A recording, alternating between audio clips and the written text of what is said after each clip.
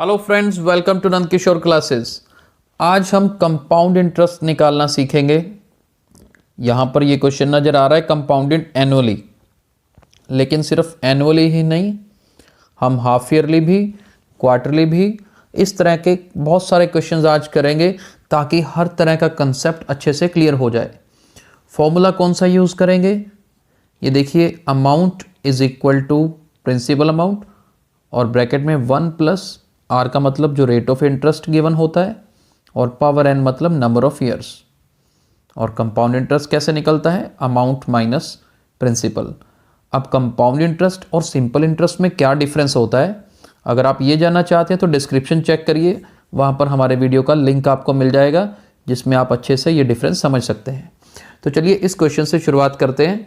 हमारे पास यहाँ पर देखिए प्रिंसिपल वैल्यू कितनी गिवन है, 12,600 और टाइम देखिए 2 इयर्स है, रेट ऑफ इंटरेस्ट 10% और कंपाउंडेड एनुअली।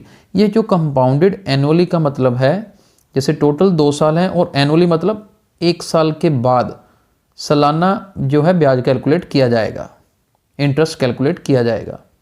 तो पहले 1 साल बाद होगा, फिर जब दूसरा साल कंप्लीट हो जाएगा तो दूसरे साल में हो जाएगा। तो एन की वैल्यू हम यहाँ पर कितनी लेंगे, 2 लेंगे।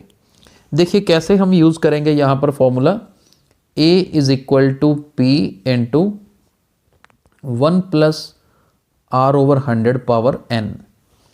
सबसे पहले a की वैल्यू मतलब अमाउंट निकालेंगे कि ये 2 साल बाद 12,600 रुपये बढ़कर कितने हो जाएंगे, ये होता है अमाउंट। चलिए प्रिंसिपल अमाउंट कितनी है, 12600, आर रेट ऑफ इंटरेस्ट 10 है, चलिए 10/100 ले लेते हैं। एन मतलब नंबर ऑफ ईयर्स, या ये कहें कि कितनी बार ब्याज काउंट होगा, क्योंकि कंपाउंडेड एनुअली है तो 2 साल में 2 बार ही काउंट होगा, तो पावर 2 आ जाएगी।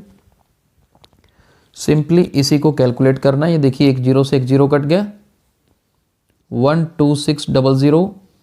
अब देखिए ये 11/10 बनेगा, एलसीएम लेके सॉल्व करेंगे, इट विल बी 11/10। तो ये बना 11/10 मल्टीप्लाई 11/10।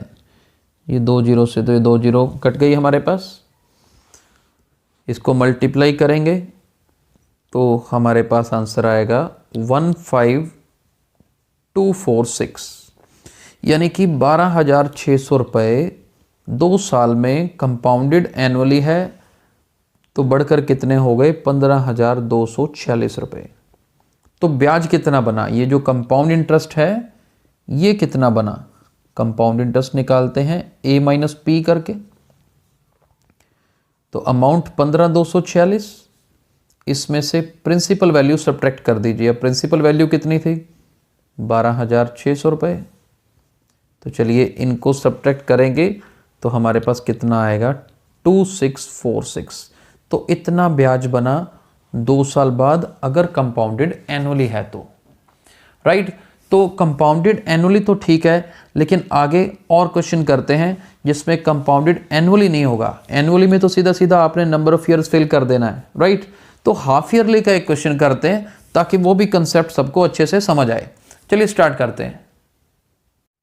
अब ये स्टेटमेंट पढ़िए, what amount is to be repaid on a loan of 12,000 rupees for 1.5 years at 10% per annum compounded half yearly।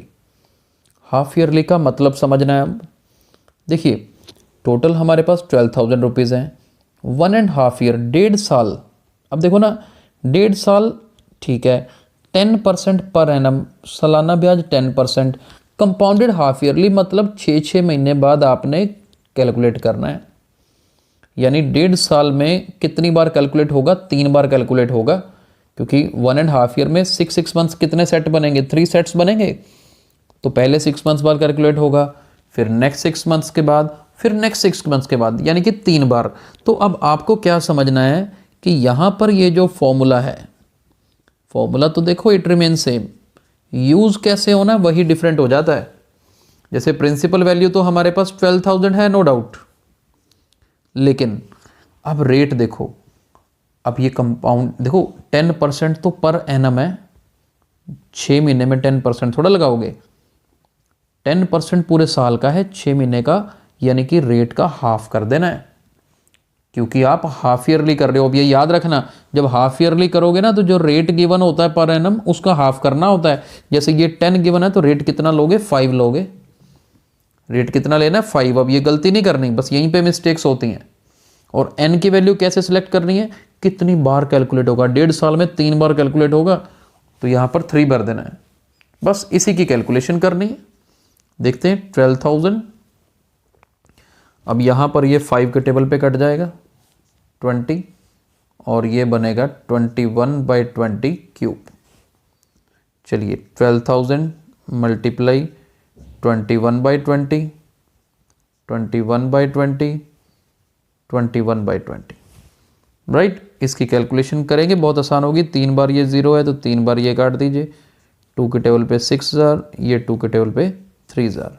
थोड़ी सी कैलकुलेशन है, 2 से डिवाइड करना पड़ेगा पहले, इनको मल्टीप्लाई करके आप इसको सॉल्व करेंगे तो आपका आंसर आएगा 13,891.50, 13,891.50 पैसे, यानी कि 13,891 रुपीज़ एंड 50 पैसे, यानी कि जो 12,000 रुपीज़ थे 1.5 साल बाद इतने हो जाएंगे, राइट। तो मुश्किल नहीं है जी, आसान है।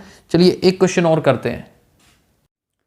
चलिए एक क्वेश्चन देखिए, calculate amount and compound interest on ₹8,000 for 1 year at 9% per annum compounded half yearly. अब देखिए वैसा ही क्वेश्चन है, चलिए प्रैक्टिस हो जाएगी इसीलिए कर रहे हैं इसको। A is equal to P into 1 + R/100 power n। Principal amount कितनी है, 8,000।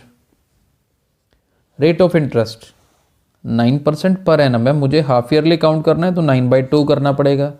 कोई बात नहीं, 9/2 कर देते हैं, और नीचे वाले 2 को 100 से मल्टीप्लाई करेंगे तो 200 बन जाएगा। n की वैल्यू क्या लेंगे, अब देखिए 1 साल के लिए हाफ ईयरली काउंट करना है तो 1 साल में कितनी बार काउंट होगा, 2 बार। पहले 6 मंथ्स के बाद होगा, 6 महीने और बीतेंगे तो 1 साल कंप्लीट हो जाएगा, एक बार तब काउंट होगा, तो पावर 2 आएगी। तो अब इसी को हमने सॉल्व करना है, देखते हैं क्या बनता है। 200 एलसीएम ले लेते हैं, ये बनेगा 200 + 9, ऊपर स्क्वायर रहेगा, देन 8,000 मल्टीप्लाई, ये बना जी 209/200, फिर 209/200, 2 बार क्यों किया, क्योंकि ऊपर स्क्वायर है। चलिए देखते हैं, 2 जीरो से तो ये 2 जीरो कट गए, एक इस जीरो से ये जीरो भी कट गए, इस 2 के टेबल पे 4 * 8, इस 2 के टेबल पे 10, और यहाँ पर 2, राइट। एक बार इतना ही लिखते हैं और फिर देखते हैं कि आगे आंसर क्या होगा। 209, 209 और 2, इन तीनों को मल्टीप्लाई करेंगे तो क्या आएगा, 87362, और नीचे क्या है हमारे पास, नीचे तो 10 है, दैट मीन्स अमाउंट कितनी आएगी, 8,736.20 पैसे। तो इतनी हमारे पास अमाउंट बन गई। और compound interest amount minus principal, चलिए अमाउंट कितनी है, 8,736.20, प्रिंसिपल वैल्यू कितनी है, 8,000। तो चलिए इसमें से सब्ट्रैक्ट करेंगे तो कितने रुपए बनेगा, 736.20, तो 736.20 इतने रुपए कंपाउंड इंटरेस्ट बनेगा, राइट। तो आज के लेक्चर में कंपाउंडेड एनुअली किया हमने, हाफ ईयरली कैसे कैलकुलेट करना है ये भी अच्छे से सीखा। आई होप आपको समझ आ गया होगा। अगर आपको ये वीडियो पसंद आया है तो इसे लाइक और शेयर जरूर करिए। Thank you so much.